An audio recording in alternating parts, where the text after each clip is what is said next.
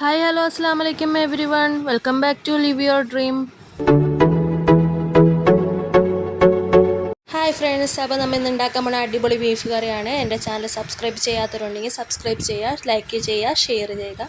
നമുക്കപ്പോൾ എങ്ങനെയാണ് ബീഫ് കറി ഉണ്ടാക്കണമെന്ന് നോക്കാം.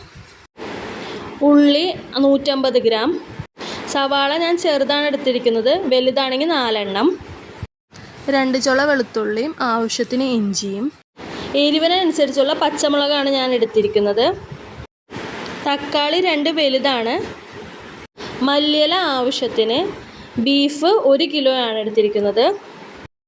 അപ്പോൾ എങ്ങനെയാണ് ബീഫ് കറി ഉണ്ടാക്കണതെന്ന് നോക്കാം. നമ്മൾ കുക്കറിലാണ് ബീഫ് കറി ഉണ്ടാക്കുന്നത്. കുക്കർ അടുപ്പത്ത് വെച്ച് തീ കത്തിച്ച് വെള്ളം വറ്റിയ ശേഷം അതിലേക്ക് ആവശ്യത്തിന് വെളിച്ചെണ്ണ ഒഴിച്ചു കൊടുക്കാം. വെളിച്ചെണ്ണ നന്നായി കാഞ്ഞ ശേഷം അതിലേക്ക് നമ്മൾ എടുത്ത് വെച്ചിരുന്ന 150 ഗ്രാം ഉള്ളി നന്നായിട്ട് ക്രഷ് ചെയ്തത് ഇട്ട് കൊടുത്ത് നന്നായി ഇളക്കുക.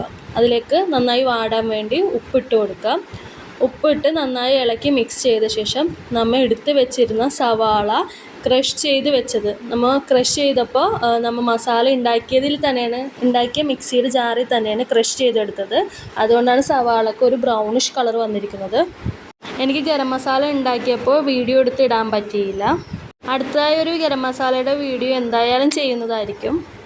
സവാള ഇട്ട് നന്നായി ഇളക്കിയ ശേഷം നമ്മൾ അതിലേക്ക് എടുത്ത് വെച്ചിരുന്ന കറിവേപ്പില ഇട്ട് മിക്സ് ചെയ്യുക.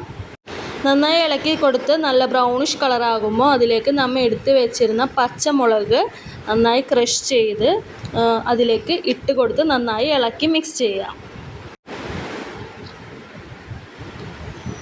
നന്നായി ഇളക്കി മിക്സ് ചെയ്ത ശേഷം അതിലേക്ക് നമ്മൾ ഇഞ്ചിയും വെളുത്തുള്ളിയും പേസ്റ്റ് ചെയ്തത് ഇട്ട് കൊടുത്ത് നന്നായി ഇളക്കി മിക്സ് ചെയ്യുക.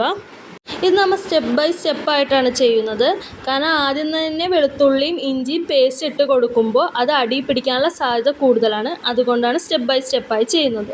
അടുത്തത് നമ്മൾ തക്കാളി ഇട്ട് കൊടുക്കുകയാണ്. 2 തക്കാളി ചെറുതായിട്ട് അരിഞ്ഞ് വെച്ചതാണ്.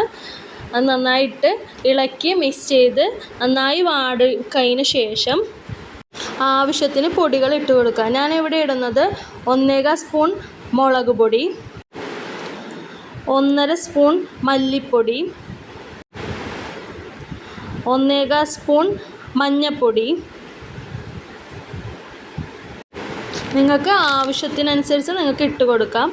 1/4 സ്പൂൺ ഗരം മസാല എന്നിവയായിട്ട് നന്നായി ഇളക്കി മിക്സ് ചെയ്ത് കൊടുക്കുകയാണ് ചെയ്യുന്നത്. നിങ്ങൾക്ക് പൊടികളൊക്കെ കൂടുതലായിട്ട് ഇടണമെന്ന് താല്പര്യമുണ്ടെങ്കിൽ നിങ്ങൾക്ക് കൂടുതലായിട്ട് ഇടാം. ഞാൻ അതിൻ്റെ പാകത്തിനനുസരിച്ചാണ്. നമ്മൾ ഇപ്പോൾ എടുത്തിരിക്കുന്നത് 1 കിലോ ബീഫാണ്. ആ 1 കിലോ ബീഫിൻ്റെ പാകത്തിനനുസരിച്ചാണ് ഞാനിപ്പോൾ പൊടികളും എല്ലാം ഇട്ടിരിക്കുന്നത്. നന്നായിട്ട് ഇളക്കി യോജിപ്പിക്കുക. ആ ഗ്രേവീസൊക്കെ ബീഫിൽ നന്നായിട്ട് പിടിക്കാൻ പാകത്തിന് നന്നായിട്ട് ഇളക്കി യോജിപ്പിക്കാം. അതിനുശേഷം നമ്മൾ എടുത്ത് വെച്ചിരുന്ന കറിവേപ്പില ഇട്ട് കൊടുക്കാം.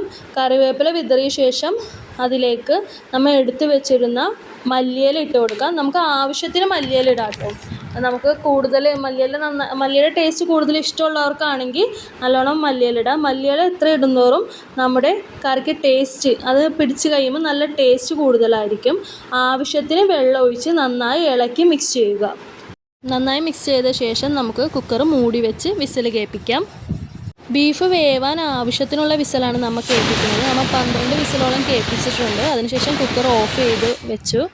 നമ്മൾ എയറൊക്കെ പോയ ശേഷം തുറന്ന് നോക്കിയപ്പോൾ നല്ല മണം വീശുന്നുണ്ട്. നന്നായിട്ട് വെന്ത് നല്ല സെറ്റായിട്ടുണ്ട് നമ്മുടെ ബീഫ് കറി. എല്ലാത്തിൻ്റെയും കൂടെ കൂട്ടാൻ പറ്റിയ നല്ല ടേസ്റ്റി ബീഫ് കറിയാണ്. എല്ലാവരും ഒന്ന് ട്രൈ ചെയ്ത് നോക്കുക. നിങ്ങളുടെ കമൻറ്റ് ബോക്സിൽ അറിയിക്കുക. Okay, Tata, bye bye, thank you.